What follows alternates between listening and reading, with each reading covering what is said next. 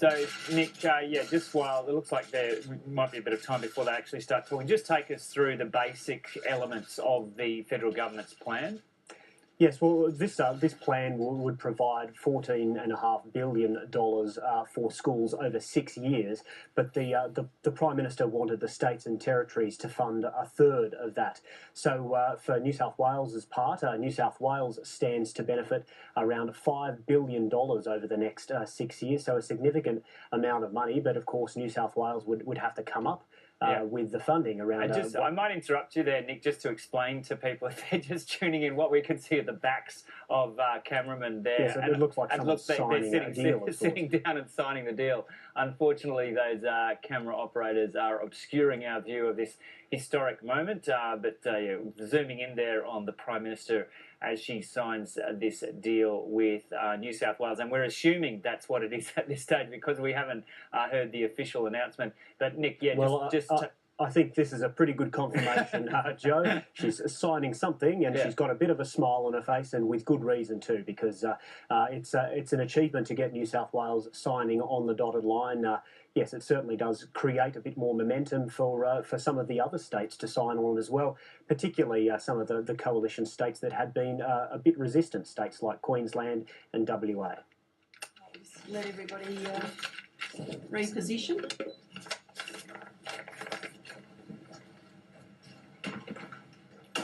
Everybody's good to go? Yes? One sec over there.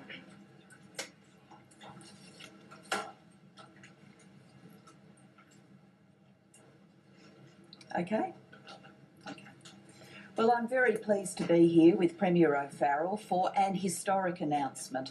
An historic announcement for the 1.1 million school children in New South Wales and all of the school children for generations and generations to come. This is an historic announcement not only for New South Wales education but for Australian education. I believe this will be remembered as the day our nation reached out to seize the opportunity of the biggest improvement agenda for our schools in 40 years.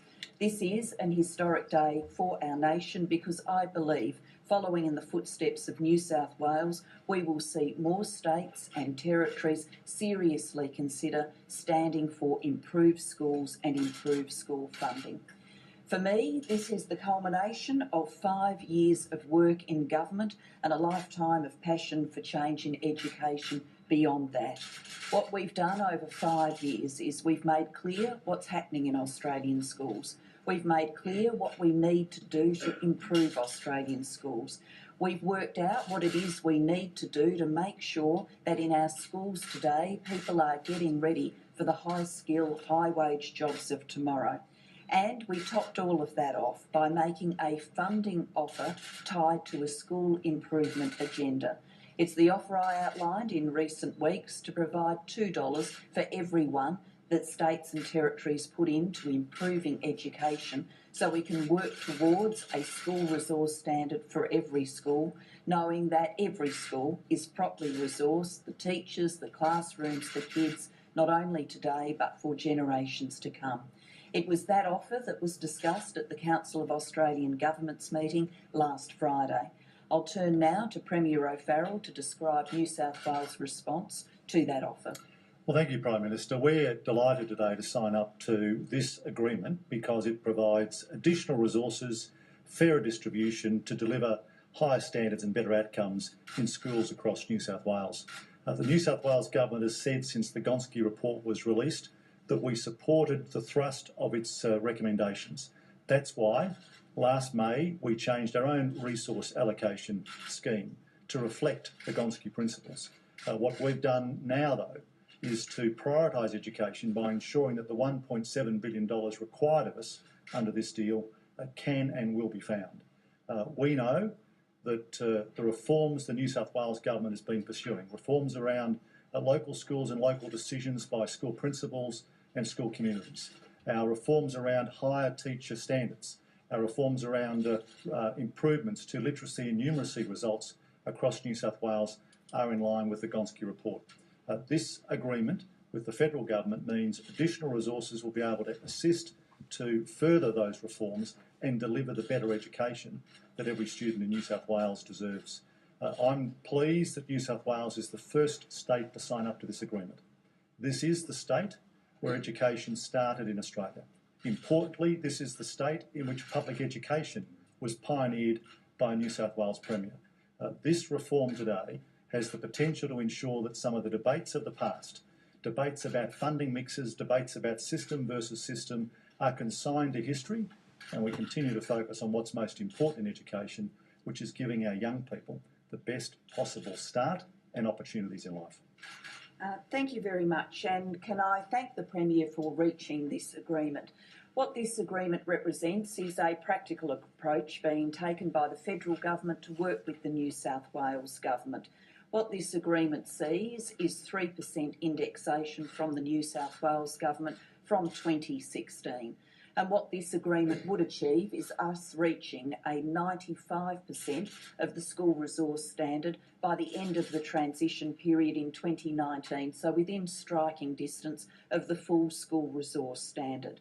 What this agreement means is that $5 billion of extra money will flow to New South Wales schools, and on top of that there will be better indexation arrangements than there would have been if this agreement had not been struck. I am particularly excited about the really defined improvement measures that this agreement will bring in New South Wales. I've consistently said that what we've learned over 5 years is that if you tie new resources to better ways of working, then you lift the outcomes for every Australian child. The agreement that we've reached today will see some very clear things change in New South Wales schools, and there'll be things that people will be able to see in operation. To take just some examples, under this agreement you will see the best teachers rewarded for staying in classrooms, not going off into management or administration to get a pay increase, but being able to be paid more than $100,000 a year to stay in the classroom where they are doing the most important work that our country needs done. What you will see under this agreement is meaningful annual performance appraisals of teachers, not tick a box, not tick and flick, but actual work, observing classroom practice and working out year after year after year how teachers can improve. What you'll see under this agreement is if a school is falling behind and other schools teaching similar kids are doing better, then instead of that school being left to languish, it will be lifted up to the same levels of improvement as other schools. So no child will be left behind and no school will be left behind. What you'll see under this agreement is the spread of Asian language teaching, so important to make sure we seize the opportunities of this age, of the Asian century of growth and change that we live in. And what you'll see under this agreement too will be more empowered principals and parents getting more of a say in the running of their local school, including parents being able to participate in selection committees for key positions in schools, including the position of principal. So, a real agenda for change and improvement for every child in New South Wales. This has always been about making sure every child can reach their full potential and no child gets left behind, and that we get school resourcing right in our classrooms with teachers, with kids, for years and years to come, that we end the kind of inter-sector dialogue that we've seen where Catholic schools and independent schools and state schools have been there trying to have to contest with each other over limited school resources. Now, can I conclude by saying the New South Wales government runs the biggest school system in the country. Premier O'Farrell has just described how historic a school system it is. And what Premier O'Farrell's agreement today demonstrates is that this deal is in the best interests of New South Wales, and it's also setting a benchmark for other states to meet. I'm determined that we see this kind of agreement right around the country. So I'll keep working with First Ministers and with schools and parents and communities right around the country to secure more of these arrangements for change and improvement over the weeks to the 30th of June. All of this means Australians have got a clear choice, a choice between ensuring that we properly fund and work for improvement in our schools, or a choice